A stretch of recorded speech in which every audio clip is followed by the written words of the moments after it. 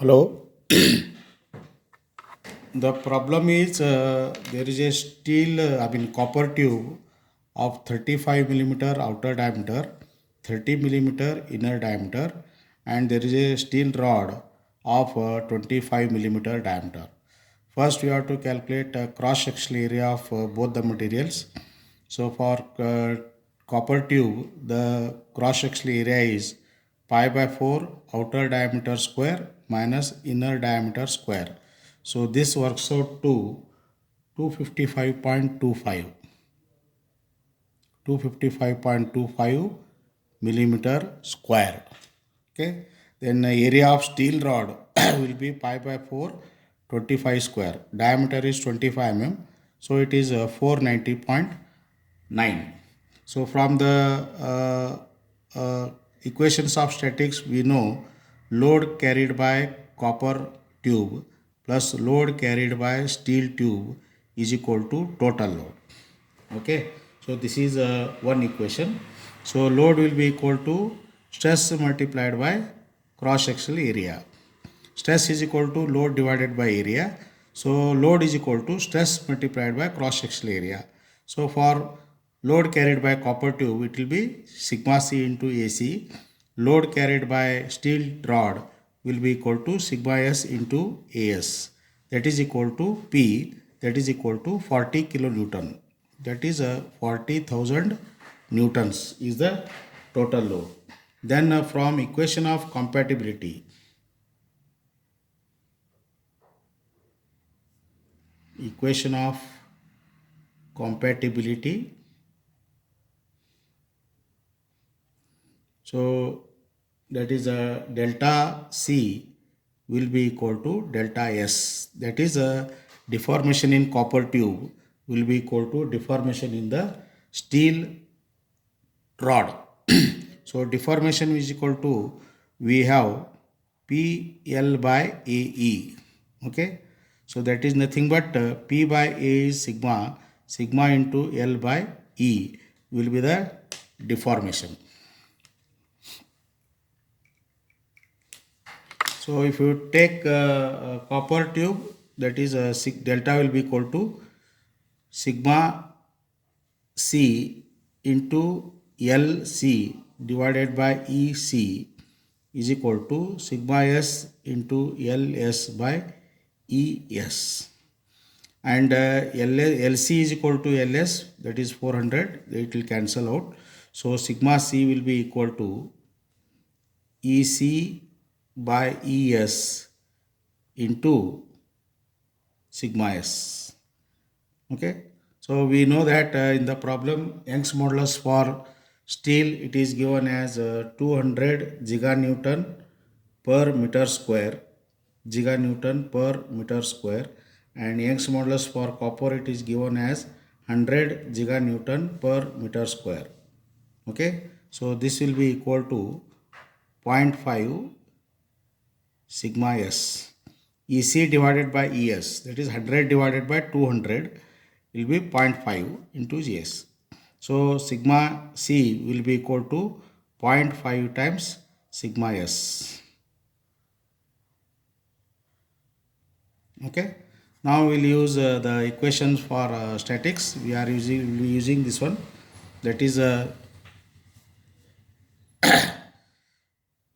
sigma C into AC, sigma C into AC plus sigma S into AS will be equal to 40,000 Newton. Okay. Then sigma C I'll keep as it is into area of copper tube will be 255.25 we have calculated earlier, plus sigma S is equal to 0.5 or 2 times of sigma C, this from this equation. Okay, into AS. AS is, you have to calculate, that is a 490.9 is equal to 40,000 Newton total. So on solving, we get here sigma C will be equal to 32.34 Newton per millimeter square, and sigma s will be double of that, that is 64.68 Newton per millimeter square. So this is the answer, that is stress in the both the materials. So you have to make use equations of this one, compatibility, equation of compatibility, for calculating the relation between stress in one material equal to stress in other material in terms of Young's modulus values. So this is nothing but sigma c we are getting it as 32.34 and sigma s is double of that from this relation only, okay, or vice versa. This is the thing. Then next is we have to find the deflection in any material, that is deflection in steel or rod, steel rod or copper tube will be same, that is deflection is equal to sigma L by E. So deflection in steel is equal to sigma of steel is 64.68 into length is 400 divided by Young's modulus value is 200 into 1000, that is 200 2 into 10 raised to 5 Newton per millimeter square. So you get delta S is equal to 1.294 millimeter. Even if you calculate by delta C also, you will get same. So you calculate by delta C also, so that is 32.34 into L is 400 divided by 1 into 10 raised to 5, that is 100 giganewton per meter square will be equal to 1 into 10 raised to 5 Newton per millimeter square. This also you will get it as 1.294 millimeter. So this is the problem of composite section. So you have to solve it like this. So load shared by both the material will be equal to total load. So this is one equation. Then second equation is equation of compatibility. So deformations are equal in both the materials. Then Young's modulus value is given for the both the materials. So from deflection equation you have to find the relation between stress in one material and stress in other material in terms of Young's modulus values. Then again using equation 1, put the substitute the values of areas and substitute the sigma c. Only unknown here it is sigma c. So you'll get sigma c as 32.34. Sigma s will be double. That is sigma s is half of sigma s. That is sigma s is 2 times of sigma c.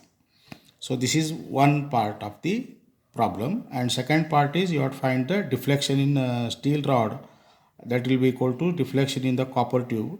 So you can take any one. Okay, so sigma L by E is the equation for deflection. Okay, so you take steel, so you take relevant steel Young's modulus value and stress length in this problem, both are same. Okay, thank you.